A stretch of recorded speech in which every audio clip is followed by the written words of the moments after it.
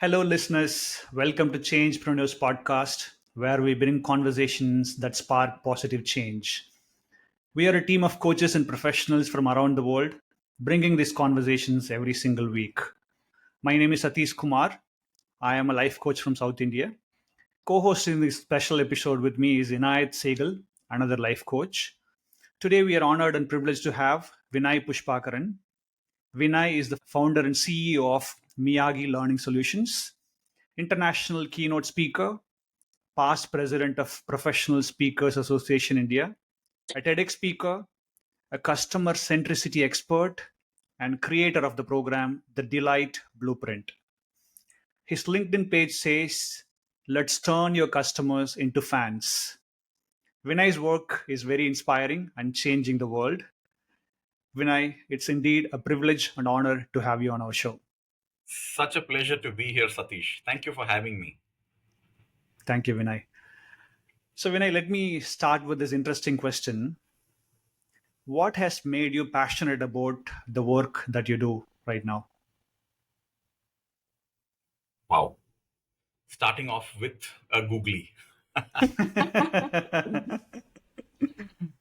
So, what has made me passionate about the work that I do is, this is the way I look at it. I don't have a concept or a philosophy around it. It's something like you wake me up at 3 in the morning and ask me to talk on something, and Hmm. if you can talk on that, that is true passion for me. It gives you joy. Even if you face setbacks, even if things don't work as per plan, you still get up the next day in the morning and still keep working on it. That for me is the way I define passion. So when I do the work that I'm doing right now, I feel that, I experience that. So that's passion for me.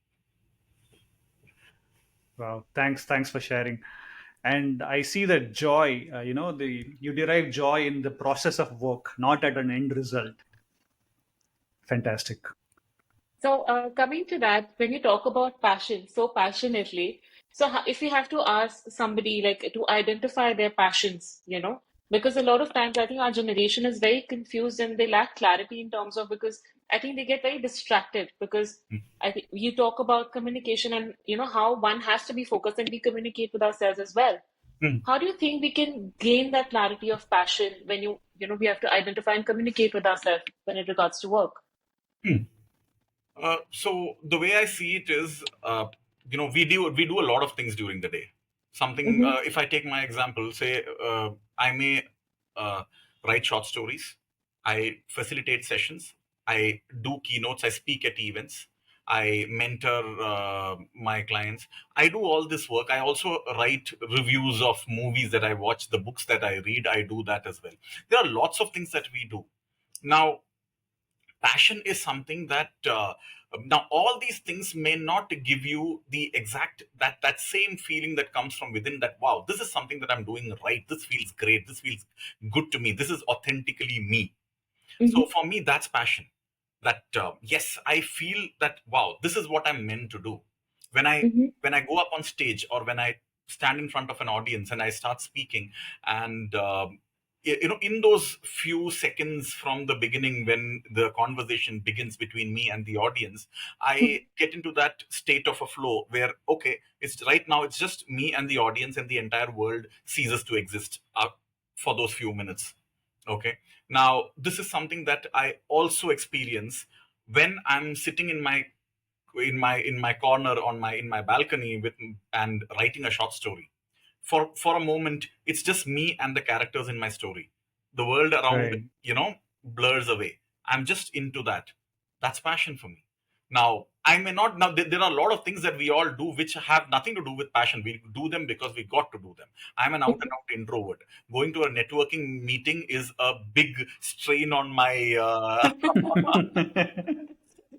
But a lot of people don't believe when I say that I'm an introvert, but I am. So if you ask me, is meeting new people your passion? Absolutely not. It's part of the work that I do. So that's the way. I don't know if I can give you an exact framework for passion around that question, Inayat, but then that's the way I see it. Something that's authentically you, something that gives you pure joy, and something that you can do again and again and again and again, and not get bored, not get a setback or a failure will not stop you from pursuing it or reading it, and you do it without expecting a reward or an incentive. That's passion for me. Extending to what you said, so can we say that something that energizes you? Yeah, exactly. Absolutely. Okay. Absolutely. Okay. So that can be an identification mark that it energizes you. If yeah, something that you're passionate about, you'll when you're there'll be a spring in your voice and your step when you're I explaining can that see to somebody. that. I can see that right now. You're talking about it, and there's Yes, so much happiness in your actions. exactly. So I think that's the way I see it. Okay, this is how I experience it. I'm sure there are people who are who feel about it in a very different way, but this is the way I see it. All right. Fantastic. Thank you for such an excited answer. The question was about passion. Couldn't Yeah. hold back, right? Interesting. So, Vinay, our listeners would like to know more about your background, where you come from, how was your childhood, where did you go to school and college? Any memories from your childhood? Yeah, sure, of course. So I grew up in Delhi, born and brought up there. Rather, did my entire schooling from Delhi, and Hmm. so that's where childhood was. And after that, I moved to Kerala. I did my engineering. I'm an engineer. I don't, talk about it much because I don't invite questions on that. Because somebody asked me a question on the engineering that I did, I really don't have too many answers to that, so I don't say that. But I'm an engineer. And after that, I did my management from Goa, from the Goa Institute of Management. So then from Goa, I moved to Mumbai, where I worked in Mumbai and a few other cities, and then finally moved to Chennai, which was about 18 years back. And work brought me here, and then entrepreneurship held me here, and now this is my home, this is my city. It's been a while, so that's been my journey. So coming back to childhood, yes, I mean, I think I was a pretty decent student. My acads were pretty good, not too bad. But yes, English was and will always be my favorite subject. I loved writing in that. I love it. I loved expressing in that.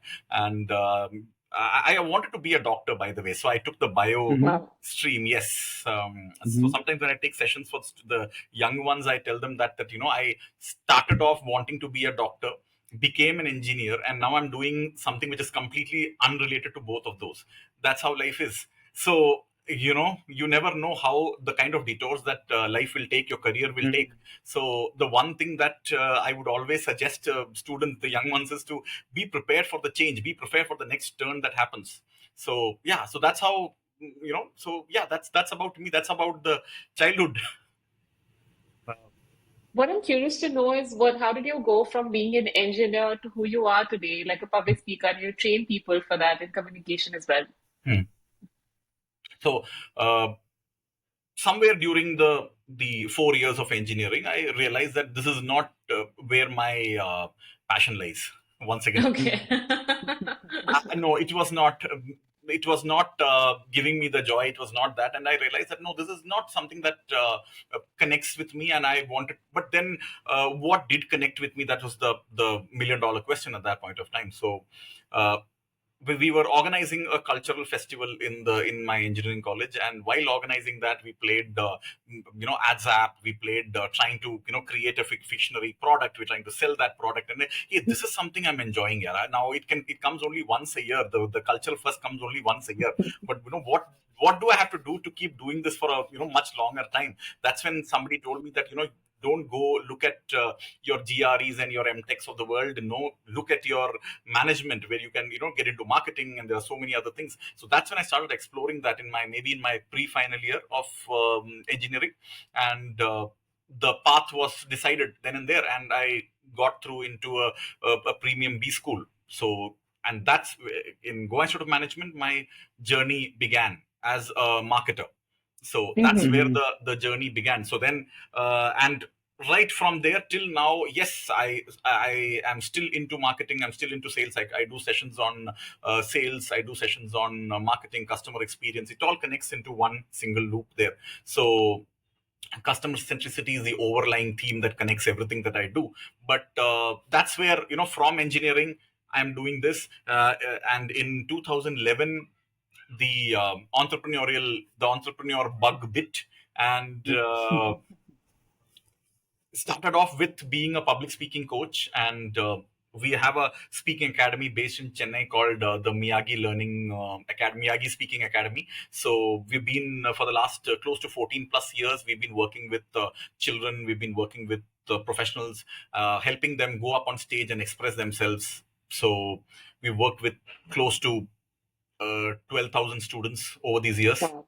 Mm-hmm. So uh, that's a part of the journey that's very integral to me, because every time we help a child overcome their inhibition of standing up in class and introducing themselves, from that point we help that child go up on stage and do a small speech on what my best vacation was, or should India have a better policy on wildlife. When a child does that, I think that for me is a huge joy. That's something which, this is the reason, this is the why that we started it off. So Mm. so yes, so that's how the transition was. That's how the journey took shape. It's quite a journey. Amazing journey. Vinay, now you're a confident speaker. You speak at international events, and you also did TEDx. Do you remember the first time that you went onto stage? Can you share some memories from the first ever time that you went onto stage and spoke? Absolutely, I was a tree. Can I'm not you kidding. elaborate that?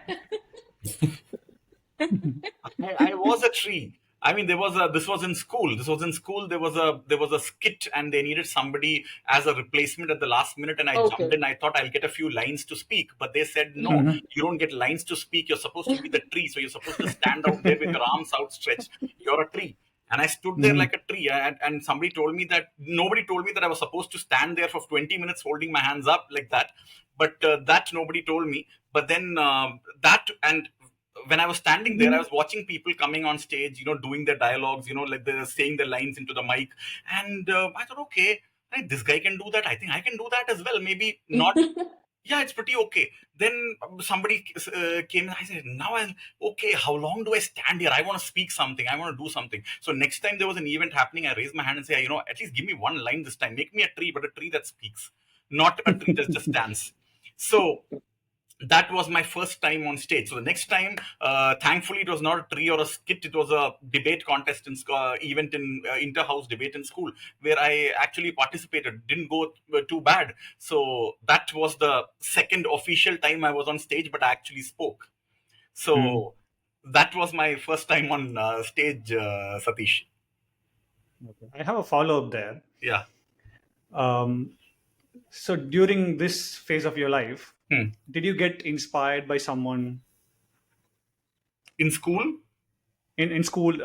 They do exceptional public speaking, and you got inspired by someone. Okay. Frankly speaking, whenever somebody went up on stage, and okay, this is the way my mind worked. Okay, I don't know. My thing was that, I want to uh, when when somebody goes up on stage, either in the school assembly or somewhere else, and I'm in the audience and I'm standing there. Now there will be three kinds of speakers. There'll be one Mm. kind. The moment they start speaking, you'll start yawning and looking here and there.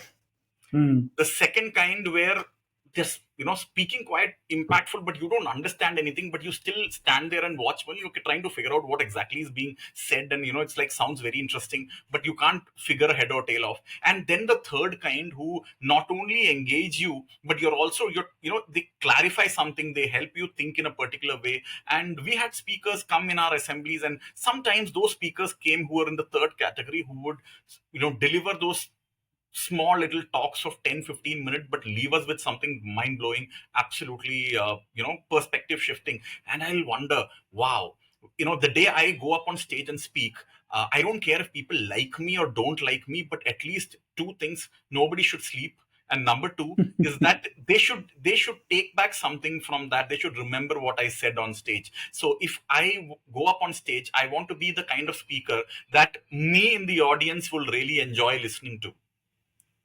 So that's something that so they were I mean, not just one person, there were multiple speakers who came and spoke and addressed us in those times. And I was very fascinated and like, okay, I want to be there one day and I want to address audiences like that. So yes, that is how it turned out.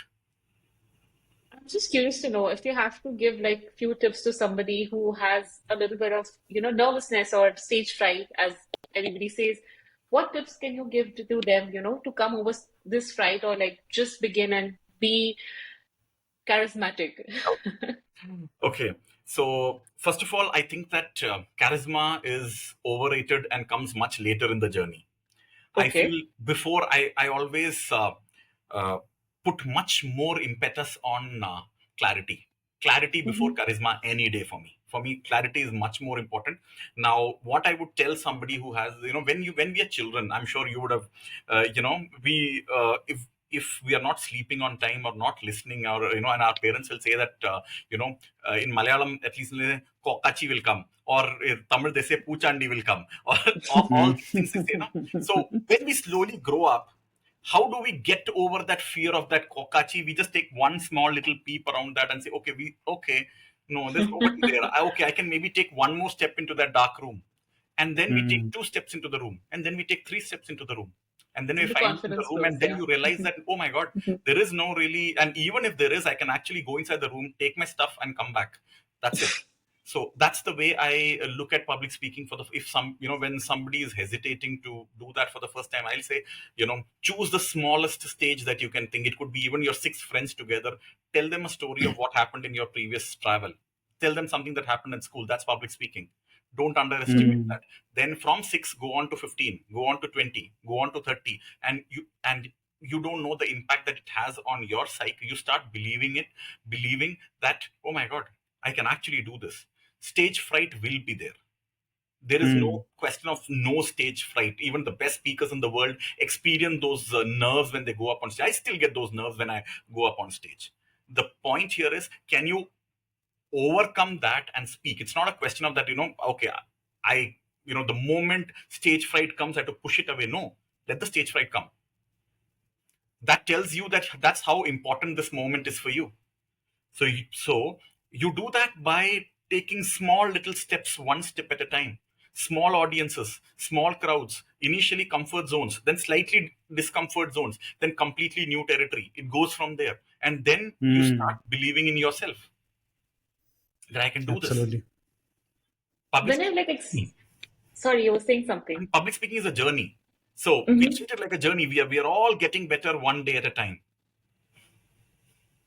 No, I was just extending to that, and I wanted to ask you. So, if we have to say, supposedly someone is nervous, and as you said that they have to get over that fear. Hmm. So, but what are the tips and tricks to get over that fear? Because it's for a lot of people it comes naturally, but for a lot of people it takes a lot of work. So if Yeah, in order yes, they yes, have to absolutely. do that Uh, hard work, what are the steps? Yeah. First and foremost, public speaking is not a talent. It's a skill. It's a Mm-hmm. skill. And every skill is learnable and teachable. Talent people are born with. Public speaking is a skill. It's a skill like baking a cake or riding a bicycle. When you first ride a bicycle, you will fall down, you will bruise your limbs. That's normal. When you bake a cake, the first cake will not be perfect. That's fine. But you keep getting better. So the first thing I will always say is that look at it as a skill that you are yet to master. Number one. Number two, look at it as something that you want to try it out in a small space first and then extend it. Like I said earlier, do it with a small audience. Don't do Mm. your first speech in front of 100 people. Do it in front of 10 people, 15 people. Narrate a story in your family gathering. That's public speaking, and then go from there. That's second. Number three, most of the time your anxiety comes from, what if I mess up? What will people think? Mm. Oh, Yeah. I have to prove something to people. Am I looking good? Am I speaking well? Will I say the wrong thing? Do I have an accent? What will people laugh at me? These are the questions that go up. But in in all these questions, the one thing that often gets sidelined or buried is the fact that you are going out there to serve your audience.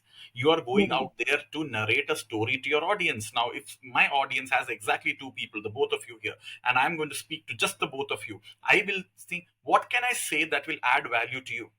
What will you take back? Is there something that I can share that you will take back and say, wow, this makes sense to me, I find this valuable? It's a relationship between you and your audience. You got to think from the point of view, your audience is not sitting out there to find faults in you. Yes, there may be a one or two friends of yours who will make faces. That's Mm. fine, that happens everywhere. Whatever you do, they'll make faces. But but other than those one or two, the entire audience out there wants you to do well, because their time depends on that. They will have a good time if you do well. They're not sitting out there. Do you go to a restaurant and order food and then think that, okay, the food that's going to come will absolutely be bad? Absolutely not. You don't do that, right? So the Mm. same way, when someone goes up on stage, the audience wants to feel good. They're waiting for you to succeed. They want you to succeed. So Mhm. you just have to serve them. That's it. That's the way. So these are three things that I say. And of course, there are a few other things also that we talk about, which is loosening up your body and breathing. Lot of speakers, when they start off, they don't breathe properly. So you got to breathe. When you breathe, that's when your energy comes up on stage. Mm. Your breath is what gives you energy. And if you go up on stage and you don't breathe properly, then where will that energy come from? So breathing is very, Mm. very important. And when you go up on stage, you should not hold your breath. So these are some of the things. There are a lot of other things also that we do out there to calm the nerves. But the first three that I mentioned about, that for me is top of the rack. That's most important to overcome that inhibition. I remember to breathe. Very, very interesting. Thanks, Vinay, for sharing. Uh, just a follow up to that. Suppose you go on to a stage to speak at a very large audience, and how does a 10-minute look like just before the event? Is there any ritual that you do, like just you shared about breathing and you know just being there in the present moment? Is there any other ritual that you do? I actually cut off myself from the topic. I mean, before every time I go to stage, at least 10 to 15 minutes before, I take a few minutes, about say 3 or 4 minutes, completely to myself. Most of the time, it's either in the washroom or somewhere where people are not, just to get in that zone in the mind. And I'm not, and then once I come back, one thing I don't do is I don't do too many conversations just before getting up on stage, Mm. because I'm in that zone. I don't want to dilute that impact. So that's something which. So these are a few things that I do. They worked for me, but similarly, I'm sure there are other things that other speakers do. This is something that I do quite diligently, because it gets me in that mindset and that energy that I want when I go up on stage. So, because your audience out there, the moment, right from the moment you take the steps to go up on the stage, their eyes are following you. That's Mm. 200 pairs or 500 pairs or 1,000 pairs of eyes that are following you on the way to the stage. So yes, it can be daunting, it can be intimidating, there's no doubt about that. The only way that I look at it is, oh my god, I have an opportunity to do something memorable, share something valuable to 1,000 people. Wow, where else can I get an opportunity like that? I don't want to mess this up, so I really want to give as much as of value that I can to this audience. Vinay, what I'm curious to know is can you share one of your best experiences on stage and one of your worst experiences on stage, and what have you learned from both? Best and worst experience on stage. Okay, so worst experience on stage was, okay, once I was addressing a very different audience. This was way before. This was, I think, 2011 or 12, when I just Mm-hmm. started speaking on in a keynote format. I had just started speaking to audience. So this was an audience which was very senior, very, very senior gentlemen. And this was about audience of not about, yeah, about 60 to 70 people in that audience. And I was going out there and giving a talk on the importance of communication. And when I went up on stage, all these very, very serious expressions. Nobody twitching an eyebrow. No muscle moved on the face. And I thought, okay, so I'm gonna, crack a. I generally use a little bit of humor when I talk out there. So I thought, let me just dish it out, and I dished it out, and boy, it like.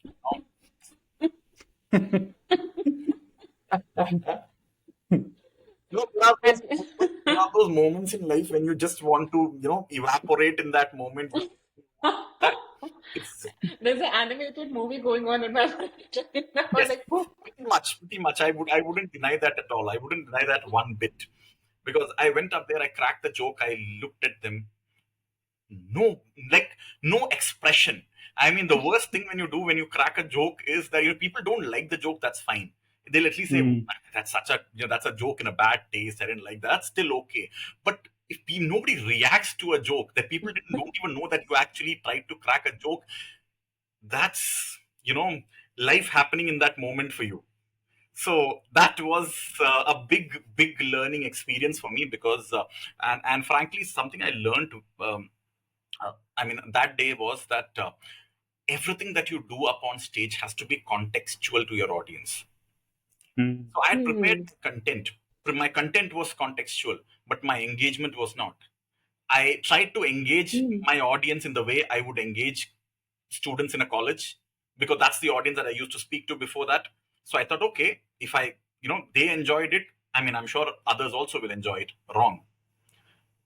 When your content, your engagement, and your delivery, all three things have to be contextual to your audience. Audience is king, always. That is something that spills over into my thing, that uh, how the audience feels after hearing your talk is the most important thing. It doesn't matter how much knowledge you possess, how much experience you have, what amazing things you have done in your life. No, if you can't put it in a way that's engaging, that's meaningful, that's relevant, and that's interesting for your audience, I think as a speaker, you're not doing what you're supposed to do. That's what I feel. So that day I learned a huge lesson. And one of my good experiences also has to be in that particular event itself, because when I stopped cracking a joke, I just looked down and I said, okay, so all of you, please raise your hand to tell me that you're awake. Finally, one gentleman smiled, and that for me was like you know my epitome of the moment. So I said, wow. So, and all those of you who uh, are okay for me to speak for 5 more minutes to you, please raise another hand. Then a few more people, 4 5 of them raised the hand, taking pity on me. And then I said that all those of you who will not raise your hand whatever I say, then 4 5 people more smiled again. This small little thing, which may not even classify or be considered as a joke or a humor, actually brought people to smile. And that, for me, I take back a huge learning from that incident that day, that you know your speech, your talk has to be relevant to your audience. So I hope I've answered that question, Inayat. It's a tough one, I must say that. no, but I love that how beautifully you said that one of your worst experience was also one of your best, because at the end of the day, it was one of your biggest learning. Yes. And I think often we forget that, as you said, context has to be in sync with your audience, because what is the point then? Because it's like you're speaking German to a French person. Absolutely. If I can give that analogy. Absolutely. Absolutely. Yeah, yeah. Vinay, now we are talking about your speaking career and your speaking on stages and your current profession. If you have to look back at your corporate career after your college and MBA, you did have a corporate stint as well. Yes. Any interesting experiences or learning from that phase of your life? Oh, lots. And frankly speaking, I had a great corporate career. I mean, I look back very fondly at my corporate career. I didn't leave it because I didn't like it. I left it Mhm. because I wanted to do entrepreneurship. But I learned some amazing lessons. Or rather, whatever I have learned about selling, about marketing, the foundation was laid in those years that I worked in the corporate world. So I've started my career with the UB Group. At that point of Mhm. time, it was called Herbertsons, and then it merged into United Spirits. So yes, marketing alcohol beverages, that was the first thing that was my first career. And I would say that I learned a lot about on ground selling, consumer behavior, understanding customer experience, understanding marketing, understanding packaging, Mhm. so many things. So and I say I was very very fortunate to start my career with an organization like the United Spirits, because they had one of the most elaborate uh, orientation or induction programs that lasted close to 10 Mhm. months. 10 months. Whoa. Goodness. So you Mm-hmm. join a company, 10 months you are put through the grind, literally through the grind. You take on almost 8 or 9 roles all through from over these 10 months. You're put through in different cities. You're never given Mhm. your hometown. Mhm. You'll never be put in your hometown. You'll be staying at the factory. You'll be staying in cities. I started off my stint in Ajmer, then went on to Jaipur, then went on to Warangal. I literally lived and worked and learned the ropes in all these places. And yes, those 10 months were tough. They were hard, very very hard, Mhm. no doubt about that. But today, when I think of that, I think it was one of the best ways that I could have started my career in sales and marketing later. Sales first Mm-hmm. and then marketing later. So Mhm. yes, and then after that, when I moved into from sales, I moved into a core marketing role. Then yes, it really helped because I knew I could relate to consumer behavior. I could relate to what the customer expects. I could relate to what would delight the customer, what the customer looked forward to in a particular brand. I have stood for hours outside retail outlets, alcohol retail outlets, stood for hours out there, spoken to customers. I've spoken to customers before and after they were high. So it's when you speak to customers across that spectrum, you learn a lot. And then after that, from alco beverages, when I moved from United Spirits into to join a company called the Vatanmal Group, that was into and I was handling the dairy products category, so the end to end. So right after alcohol, it was milk for me. So I think I was, That's quite a yeah, that jump. was it was a reset button on life. Yes, my family was very, very happy. My mom and dad were like, "Pah, now at least we can tell people what you're doing." Okay. So, you know what happens, right? When you tell people that you're in the alcohol trade, what is the moment that visualization happens in the mind? Oh, this guy must be standing inside, at a retail outlet. Yeah, yeah, yeah, yeah. So No, no, yes, my family in was, my mind, Bacardi parties are yeah. going on. Anna, Anna, no, you're very kind. I'm lot of markets that doesn't happen, and the visualization turns very different. So yes, so this was different because this was in Africa. Mm. I mean, our market was West and Central Africa, and we were creating and marketing products which are relevant for the African market. This was a huge, I would say, eye opener for me, because consumers in two different markets think different. Mhm. Okay. Customers think different, they expect different, and what they mean from a particular they what they look forward to from a particular product is very very different. Now, West Africa doesn't have much of fresh milk. Very few countries have sufficient fresh milk, so which means the entire country, their majority of the population, what they consume for milk is either milk powder, or it's condensed milk, or it's evaporated milk. So so the way they see milk now, for us in India, we have abundant supply of fresh milk, so we don't understand that concept, that okay, how can milk not be abundant? You get milk in every store outside, fresh milk. But for Right. countries that do not have access to fresh milk at that point of time, I'm talking about Mm-hmm. the late 2000s, when Tetra Pak milk, or the UHT milk that we call it, was Mm-hmm. just Mhm. making an entry into the African market. And that too, it was available only in some of the premium supermarkets.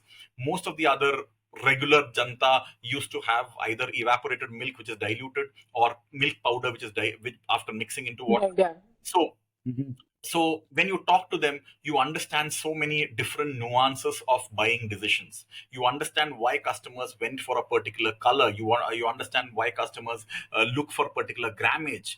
So that's uh, that's an experience. I mean, I deeply cherish that experience because I mean, I will say that it has a huge role to play in the kind of work that I do today. So because for me, it starts and ends with the customer.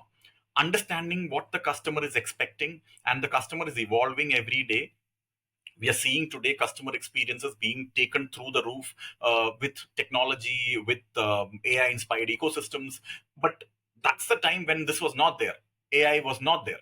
But at that time, there were brands, there were organizations who were understanding customers. And when I was in the market in Africa, in Kumasi, in Lagos, I mean, when you go out there, you speak to the customers out there, you get to know perspectives, and it really opens your eyes on, wow, this is real grassroots level brand management. This is grassroots level sales happening there.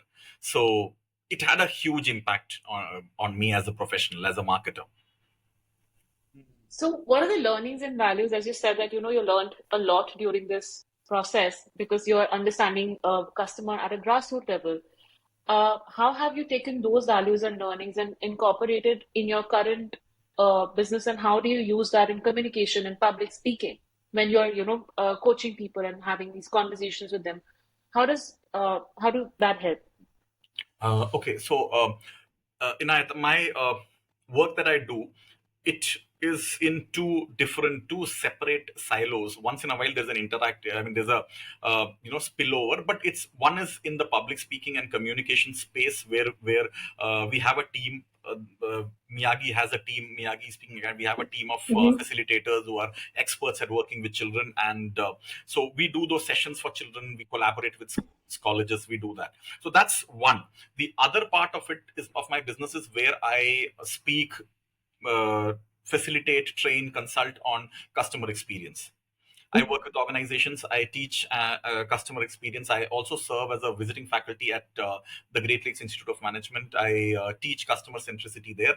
So now, if you ask me how that experience helped, I will say that understanding customer behavior or consumer behavior nuances, my my entire corporate career gave me so many opportunities to study it at a very minute level, at a very grassroots level. I got so many opportunities. I worked with some stalwarts in the industry who, and I learned from them. So absorbed knowledge, and let me share with you a small incident. So Mm-hmm. this was in West Africa, in Kumasi, in a small little village outside the city, and we were doing market research for one of our brands, which was evaporated milk. So we were going from house to house. There were two or three of us who were taking samples, asking feedback. We were launching a new brand of a evaporated milk. Now, evaporated milk is a concentrated form of milk. It's the closest to fresh milk. You just add water and drink it. That's it. Mhm. So Mm-hmm. it was available in those small little cans, and we were talking to a housewife. I mean, she was a young homemaker with about maybe in her early 30s, and she was and we asked her about, how do you use milk, how many packets do you consume, the regular market research questions. Now, somewhere in between, I happened to ask that, so which brand do you buy? And she mentioned a competitor brand. I said, okay, so I think next time, why don't you try this brand? I mean, I'm sure, you know uh, I mean, I assumed, okay, let me just lay it out. I assumed that loyalty may not be a very big factor, especially in this market, or with this brand. And I said that no, I mean, you can always try out a new brand. Mm-hmm. So she looked at me, paused for a couple of moments. She asked me that, uh, sir, you think that I am, I don't care about brand? So I said, I was speechless. She asked, I was wearing, denims. She was asking that this denim that you're wearing, what brand is it? So I said, this is the brand it is. Hmm. So sir, we are also very brand. We also think of brand. She said it in a broken slang. She said, we also think of brand, because this milk, you ask me to go buy new brand, I will go and buy new brand. But if it turns out to be bad, my two young children will stay hungry that night, because I can't afford to buy one more can. I can only buy one can per day. So do you think I will not care about the brand? Sir, I'm more brand conscious than most people that you know. She put it in her own words. I mean, Thank you. really, really, it was a moment that just stayed with me. It's been Yeah. close to maybe 17, 18 years. I still remember her face. I still remember her expression when she said this to me. And we walked out of our house, but I walked out with a lot more perspective and I will say way of thinking on consumer behavior from that. So this is one incident that from my corporate career. This is again something that, these small little nuances added to form the foundation that today I'm functioning from. Of, I mean, and one thing I've carried from there right now is that today I work with multiple brands across industries. I work with banks, I work with FMCG, I work with fintech companies, I work with IT. So it's across industries. So what I do, I spend a lot of time in the market. I go to showrooms, I go to retail, I do lots and lots of mystery shopping. I go there, I just observe, I take notes, and that's when I get to know how the customer buys, how the retailer Mm. sells, how the showroom functions, what is the customer looking at, how does the customer talk. So this is these behavioral aspects of customers I observe a lot, and I devote time to do that. So I do that quite often, and that really helps me in my work, because that helps me do cross pollinate ideas from different industries. uh, like I learn something from banking, and for all you know, I might be able to apply that story by contextualizing it to automobiles. Hmm. Mm.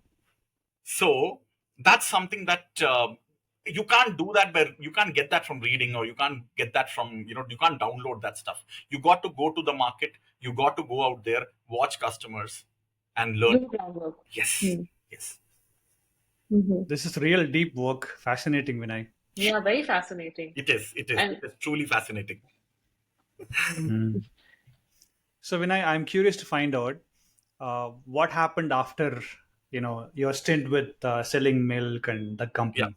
So then I in 2010 I moved to the my next organization, which was the TGI group. That was a Nigeria based organization, and there I was handling the entire food products category. So I was handling the category management for those food product category. That is when the bug bit that, I got to do something on my own, because I really wanted to the Mm. share what I'm learning, and I started talking to students. Now, again, small little thing, again, an incident that I pick from the memory bank somewhere. It happened. This was in my hometown in Thrissur in Kerala, and it was one of those short week-long vacations, somewhere around, I think, August or July or August, and me and my couple of friends were there, and at that point of time, there were a few students out there who were preparing for their job interviews in the coming days, and they happened to be around, and we just happened to have a conversation with them, and then that conversation went on to almost a 2 hour session right there in that corridor. And it felt good, frankly speaking, but it felt even better when we got a call a couple of months later saying that out of those three of them actually got through, and the conversation there helped them when they were facing the interview. And that was okay.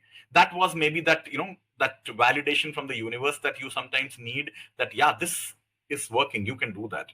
And then Mm. that led to us visiting colleges and seeing that if we could work with their students, because we thought, okay, first, we are vibing really well with the students, why not can take that further, why not can go further with that. So we tried doing that, and then it worked, and then it from there, word of mouth started happening, and then work started coming.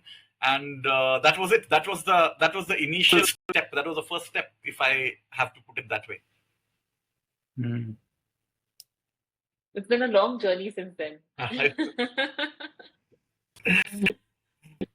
So if you have to take out, as you have been telling us about these little incidences and your learnings. So if I have to ask you, what have been your top three learnings that you want to share with our audience? And I think that can help them with understanding their audiences and what work they are doing in regards to that.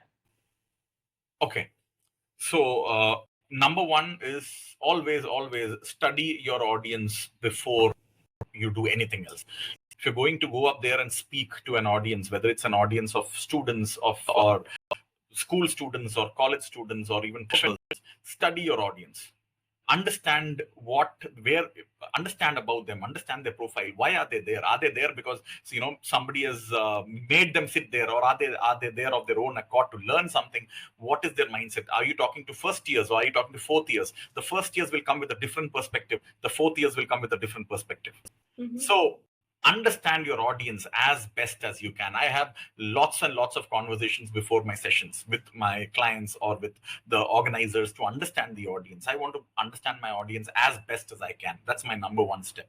My number two step, once I understand the audience, I never ever take an off-the-shelf solution and offer that. No, I contextualize it. Otherwise, what's the point of understanding? So I take that, I take the solution, I contextualize it to what my audience is looking for. So that's my second step. So always do not, one size does not fit all in the world of public speaking or professional speaking. No. If you're a professional speaker, I'm a professional speaker, and for me, every audience is unique. Every single audience is unique. Even students of two different colleges are unique. Mm-hmm. And somebody who's working in a startup is different from somebody who's working in a Fortune 500. Somebody who's at the beginning of their career is very different from somebody who's spent 15 years in the industry. And a CXO, a growth stage CXO, is different from an early stage CXO of a startup who's just started.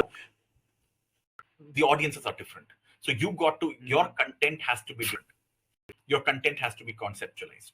Contextualized to your audience. So, say, for example, if I'm recording a podcast, now you'll have lots of guests coming on the podcast. Now, tomorrow you might have actually a company CEO who will be coming on the podcast. But I'm sure, very sure, looking at the kind of effort and the kind of prep that you've been doing, Sathish and your team and Inayat, you guys have been doing, I'm sure that you will have a completely different set of questions for them. Yes. The conversation would be different. That's exactly the point. Right. That's the point. Otherwise, if you have a set of 10, I have 10 template questions. Anybody who comes to my podcast will get these 10 questions. Doesn't cut it anymore. That doesn't bring in that uniqueness. That doesn't bring in and the positioning. That your brand is not built if you're just taking a template and putting it on everyone. No, you want to grow your brand. You want to grow your business. You got to serve that specific audience. So that's my second point. That first, understand your audience. Number two, contextualize your content to your audience. And number three, when you go up on stage, do not hold back. Give everything. Don't, okay, I give 30%. You want the remaining 70%. I give 50%. Then you please call me back, or you can. No. In those 40 minutes, give your audience as much of it as you can. Give them everything. Let them take back. Let them, transform as many lives as you can out there when you're getting those 40 minutes or those 30 minutes out there. Don't hold back. Give it freely, and it will come back to you in lots of other ways. It will. But don't hold back. Knowledge and wisdom grow when you share them. That's something that I believe in. And you go up on stage, it's your responsibility to do nothing but the absolute best for your audience. So that's the third thing that I will, my takeaway that I would put it. So these are the three things that I truly believe in. So talking about this, there is a question that comes to my mind. We are on a digital platform, and digital way of communicating is really growing. And in a way, I believe it is also you're talking to masses. Be it pre-recorded or be it live stream. you are having that contextual conversation. Hmm. What I want to ask you is, how do you feel about these two platforms? How similar are they? How different are they? And what, according to you, we need to, choose our way we present ourselves digitally and choose a way to present ourselves live when we are on a live platform. Absolutely. Uh, I find digital much harder than in person. I feed off the energy of my audience. Mm-hmm. So for me, I mean, yes, digital is the second best, but it's still the second best. I always prefer being up in person in front of my audience. So given a choice of stages, you know what I will pick. Like day in and day out, I'll pick the physical stage. But to come back to the question, the way you engage with an audience, your content might be the same. You might have done your audience profile study. You might have made your content, tailored it to your audience. All that you would have done, but your delivery, which means that the way you engage your audience on a digital platform is very different from the way you engage them in on stage. Mm-hmm. So that is something that you have to be cognizant of that difference. You can't be oblivious that no, I'm doing that on stage, let me do the same thing here. No, never works. Never works. And I've learned it the hard way. I've literally burnt my fingers a few times during the lockdown because I was still getting used to the Zoom way of facilitating and speaking. So at that time, I wasn't very sure about it. So I was like, okay, let's try it out. But then when it didn't work, that's when I realized, oh my God, no, this is completely different. And now I'm a member of the PSAI, Professional Speakers Association of India. And in our association, we get a lot of experts coming from different parts of the world who share insights on various topics with us. And one of the topics that we did a deep dive into that was, how do you engage audiences on a virtual platform? So there we learned a lot from experts like Dan Thurman and so many experts who came and shared their strategies and techniques of engaging virtual audiences. So you got to prepare for a virtual audience separately. Content can be the same, audience study can be the same, but delivery cannot be the same. Delivery has to be different. The way you deliver to a virtual audience has to be different. Can you elaborate that, please? For example, now, right now I'm talking to you. Now, right now at this moment, do you think that I'm looking at you at this point of time? Yes, because you're looking in the yeah. Exactly. But most of the time, we look at the screen, and right now, you don't think that I'm looking at you at all, because I'm looking at the screen. I'm looking at you right now. I'm not looking at the cam.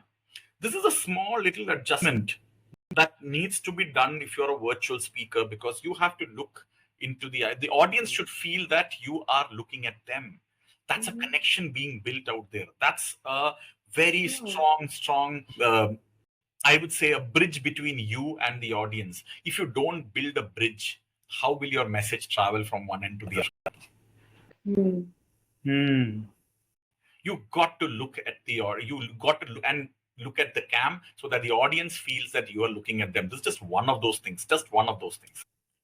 Secondly, when you're in a physical stage, when you're in person, when you're doing there are so many things that you can do. You can ask your audience to stand up. You can ask your audience to do a lot of things, but in virtual you can't do that.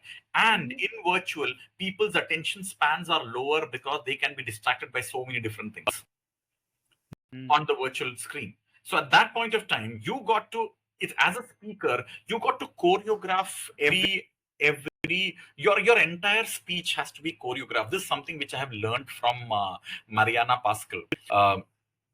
She's one of the people whom I've learned the most from, an absolutely amazing speaker. And when I was speaking to her, this is one thing that she speaks. She speaks about, and she practices it. I've seen her on stage do that. Choreograph every minute of your speech in such a way. So, which means if you're doing a 40-minute keynote, at which point will you feel your audience energy dipping? Do something to bring it up. Do something to bring their attention back. You cannot afford to go on a monotonous drive altogether and lose your audience, because once you've lost your audience, it's very hard to get them back. So choreographing your speech is a very important. Choreographing your session or your workshop or your training or your, however, in whichever form of speaking you're doing, you got to choreograph it. You got to have your engagement devices neatly embedded into your talk, into your session. It should be smooth, it should be seamless, and it should be effective, of course. You should not crack the kind of joke that I cracked that day.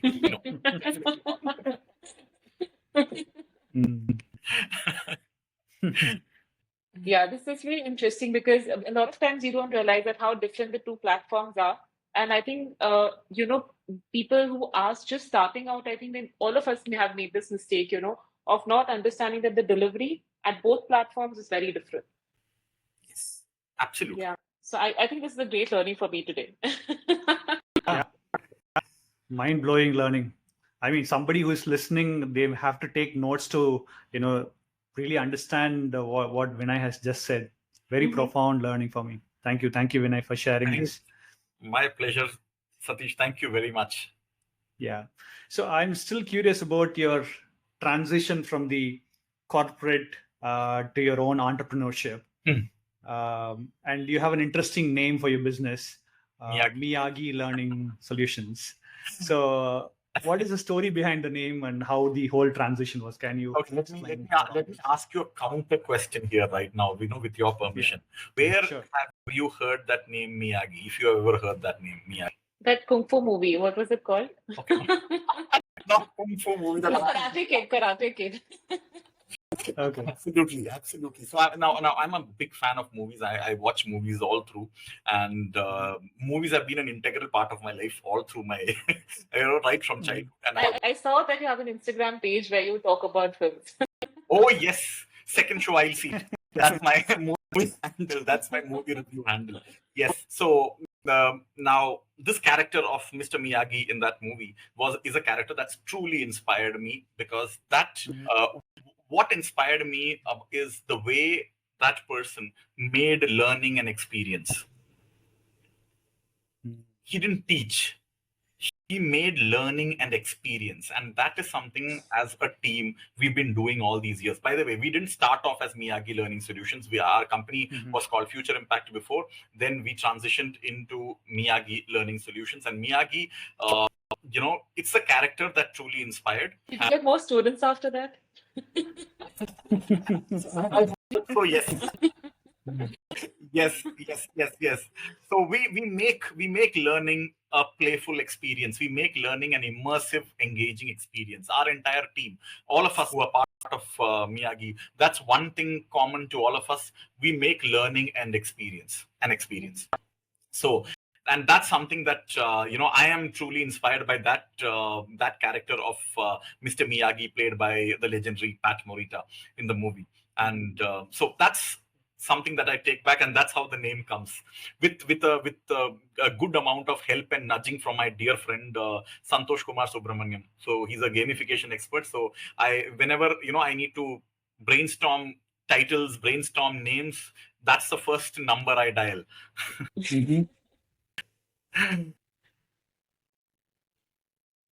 So basically, now that you've started with the topic of movies, can we shift to end of our conversation?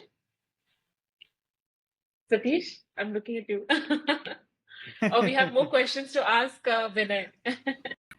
I'm still curious about how he processed his transition from the corporate to the entrepreneurship, because you have a lot of work to do in terms of communicating that to your family, convincing your parents and your relatives. I'm going to call it quits with the corporate and I'm going towards entrepreneurship. And what kind of challenges you face thereafter? Have you ever thought? Yeah, please go on. Frankly speaking, convincing my family was never was not much of a challenge, because I really believed in that decision. I believed in that one, and my family is beat my strange career choices, rather that I'm prepping for 3 years to be a doctor, and then suddenly one night I sleep and next day morning I wake up and say that okay, I'm taking up I'm taking up engineering. So my Mm. I think my folks are quite used to these crazy decisions that I take. So that was never a challenge for me. But yes, the uncertainty that comes with entrepreneurship, that took some time to get used to, Satish, to answer your question. Mm. The uncertainty. And I will tell you that when the first business that we started off was not into this space at all. That was in a food trading business that we started off right after we got out of I quit the corporate world, and I started. And in the first order that we did, we faced a big loss, a Mhm. big loss which literally almost wiped out half of our entire corpus that we had put in together.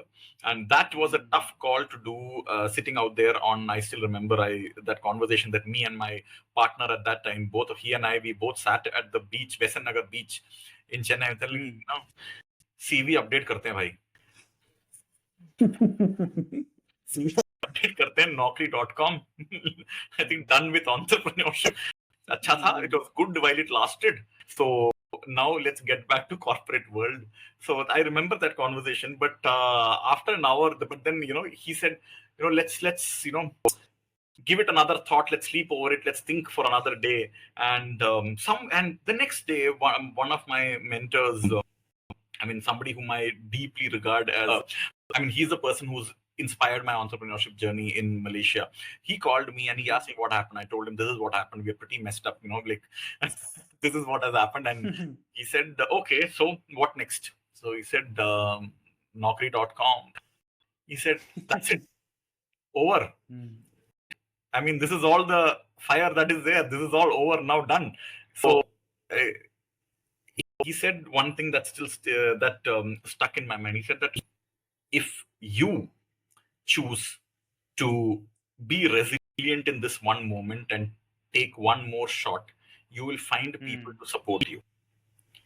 Okay? Nobody will support someone who doesn't believe in that themselves. If you believe that you can, stand up from the setback and, punch back, you will find people to support you. Pin drop silence for almost a minute.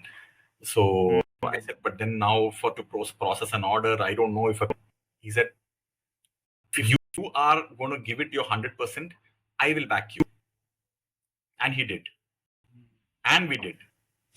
And then we did a lot more after that. So that was a moment that, that if you ask me, Sathish, that was a moment that really turned the key on entrepreneurship, that yes, this is something that I would want to do. And then after that, Future Impact happened. And then after that, teaching happened. And then after that, consulting happened. And all those things happened. But it all started from that that one really, really low point at Besant Nagar.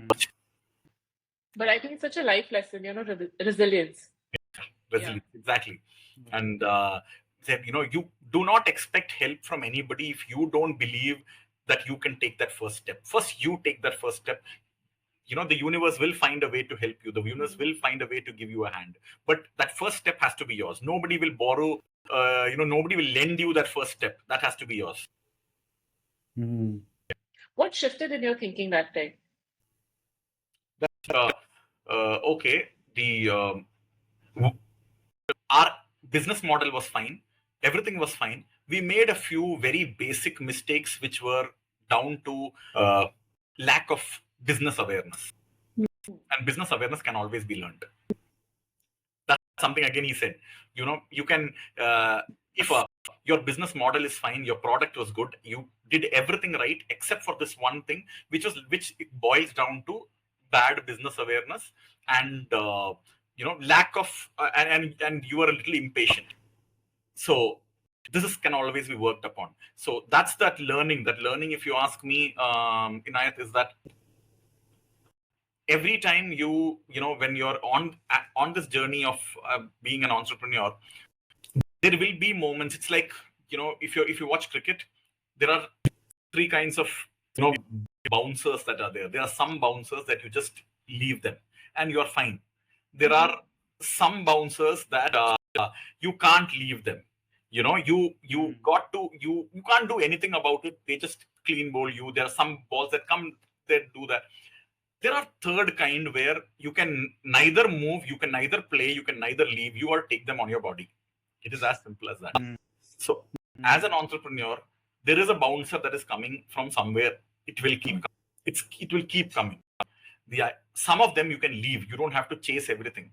Some of them you can play, but some of them you got to take it on your body and then again stand up and play the next ball.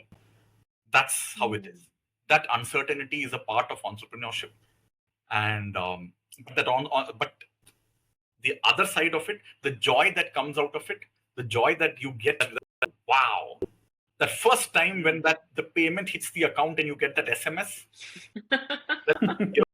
payment credited to the account. I swear there is no feeling that comes close if you're an entrepreneur. It is truly out of the world feeling when you get that SMS that wow, payment credited, or the client sends a mail that we want to discuss our next order with you. Pure joy. Today when I work with clients and when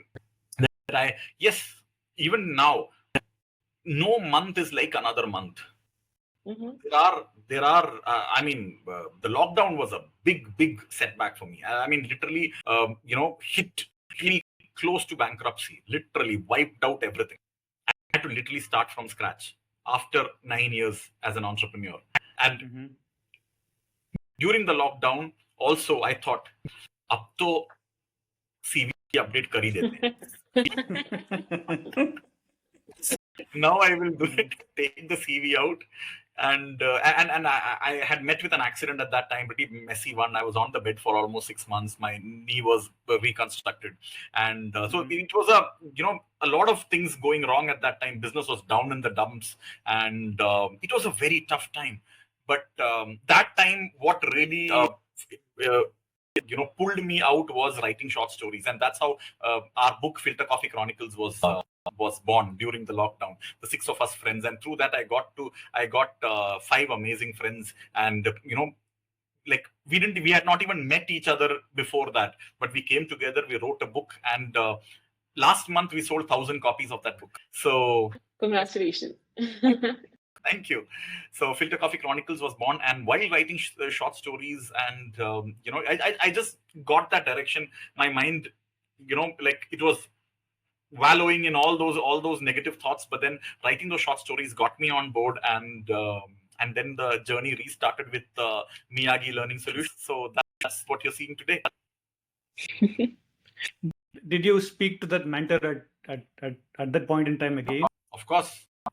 I speak to him very, very regularly, and here the one thing I've always believed that when you're very passionate about something and you are putting in your best, you will find those right people who will turn up in your life at those right times. They'll turn up in your life at those right times, and you will. But again, most importantly, you got to take that one step forward. Nothing will happen. Take that bouncer. You got to face that. Yeah. You got to face that bouncer. You got to protect your wicket the way Hanuma Vihari and Cheteshwar Pujara did in Australia. I don't know what you Now this time I was not being contextual. I was not aware of my audience. Movies more my genre. That's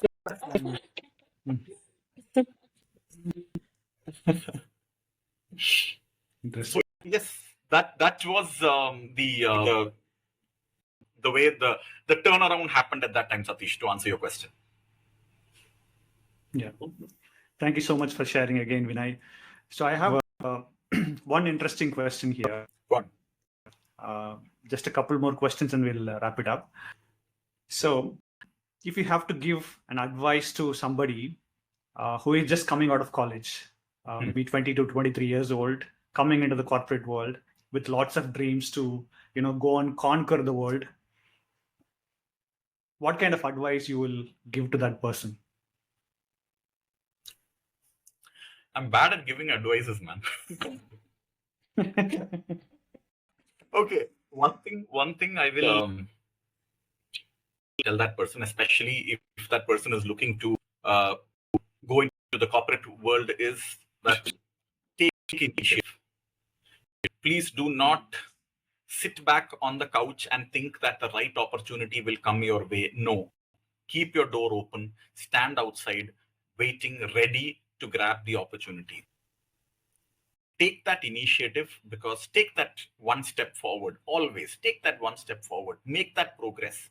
Make that progress in building your professional brand. Make that progress in building your competency, your knowledge, your network. Talk to people.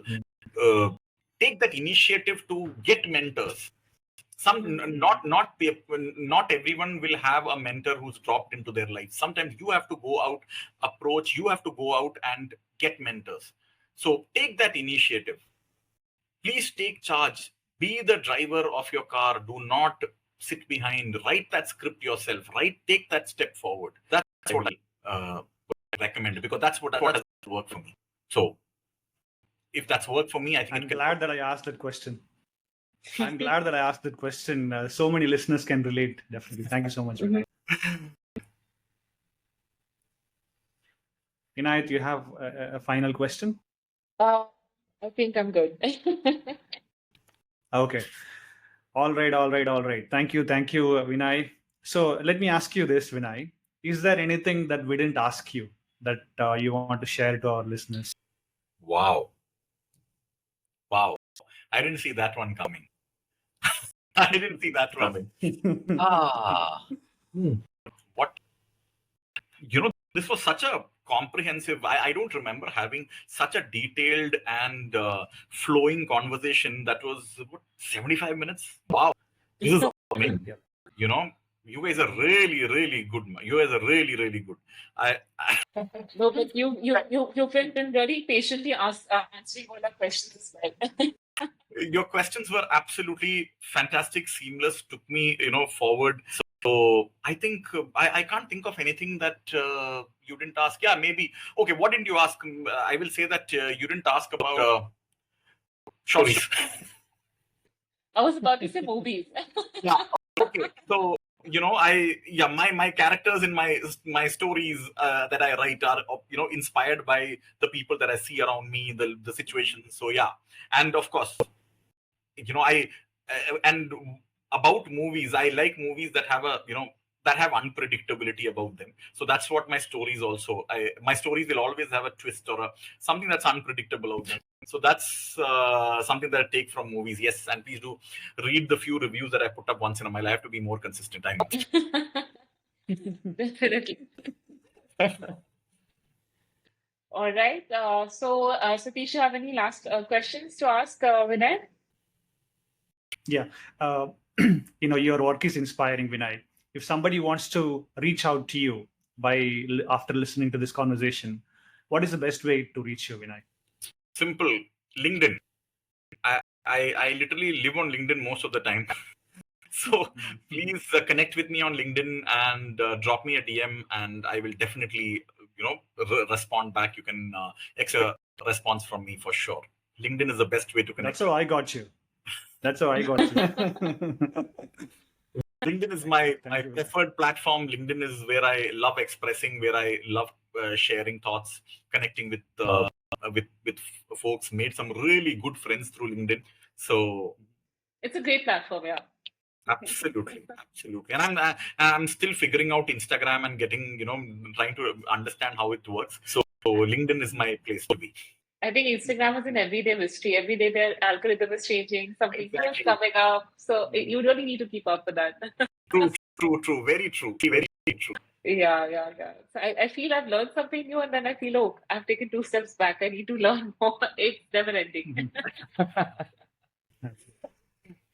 All right. So with this, we wrap up our show. Thank you so much, Vinay. It was a lovely conversation, and we learned so much. But before we close, I really want to know, what is your biggest takeaway from Changepreneurs and our conversation today?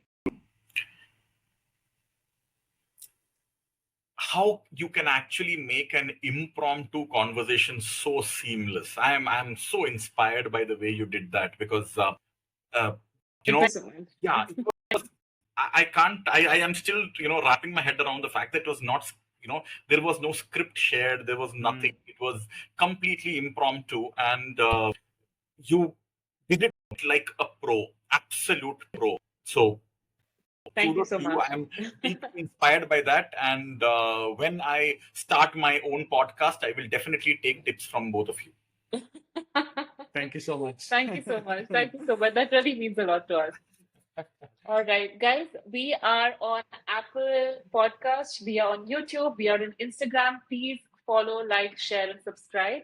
Thank you so much, Vinay. And with this, we close our today's episode.